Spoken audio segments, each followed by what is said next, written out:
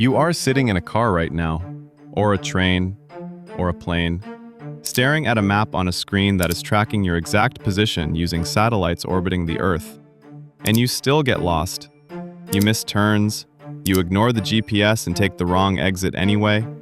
You arrive somewhere and have absolutely no idea which direction you came from. Now consider this. 65,000 years ago, a group of people crossed open ocean to reach Australia.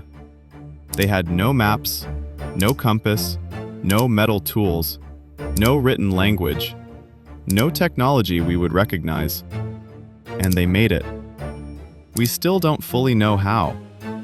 This is not a story about primitive people wandering randomly until they stumbled onto new land.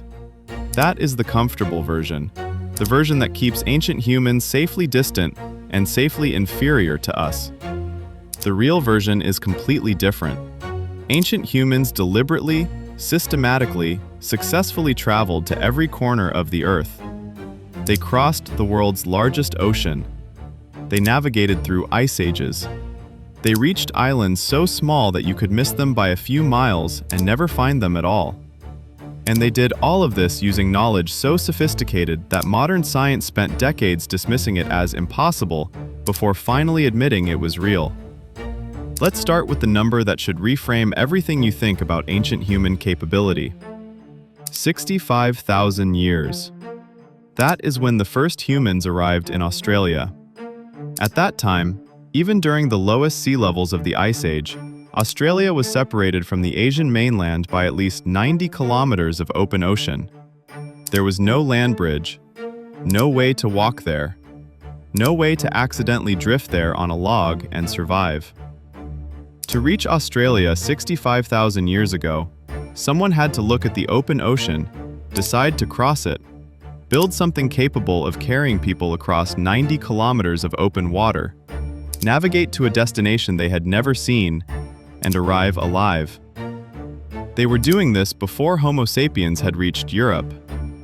And Australia was not the end of it. Within the last 70,000 years, humans populated every continent on Earth except Antarctica. They crossed the Sahara. They traversed the Himalayas. They walked across the Bering Land Bridge during the Ice Age and spread through the entire length of North and South America, from Alaska to the tip of Patagonia, in what archaeologists now believe was an astonishingly rapid expansion. And then, most remarkably of all, they crossed the Pacific Ocean. The Pacific is the largest geographic feature on the surface of the Earth. It covers more area than all of the world's land masses combined. Ancient Polynesian navigators crossed it, repeatedly, deliberately, accurately, finding specific islands the size of cities across thousands of kilometers of open water. They did this without instruments, without charts, without anything we would call navigation technology. So how did they actually do it? The answer is one of the most remarkable knowledge systems ever developed by human beings. And we almost lost it entirely. Polynesian navigators read the ocean the way we read a page. The pattern of swells, deep ocean waves that travel thousands of kilometers without changing direction, told them where they were relative to land masses they could not see. Different islands and island chains create specific interference patterns in the swell, patterns that an experienced navigator could feel through the hull of a canoe, or feel directly by lying on the deck and reading the movement of the boat with their body. They read the stars, not just their positions but their rising and setting points, memorized as a complete three-dimensional map of the sky that told them both their direction and their latitude. They watched birds. Certain species fly out to sea in the morning and return to land at evening. Their direction of flight in the late afternoon tells you where land is. They watched clouds. Islands create specific cloud formations above them that can be visible from 50 kilometers away when the island itself is still below the horizon. They smelled the ocean. Different water temperatures, different currents, different biological activity produced distinctive scents that an experienced navigator could read like signposts. None of this was written down. All of it was carried in human memory, passed from navigator to navigator across generations, tested and refined over thousands of years of open ocean voyaging. Then, there is the detail that stopped the scientific community cold when the evidence finally became undeniable. In 2020, genetic analysis confirmed what some researchers had suspected for years. Indigenous people in parts of South America carry Polynesian DNA, not from post-European contact, from before European arrival in the Americas. Sometime around 1200 CE, Polynesian sailors crossed the Pacific, the largest ocean on Earth, and made contact with the people of South America. They then returned across the Pacific, bringing with them the sweet potato, which subsequently spread across Polynesia.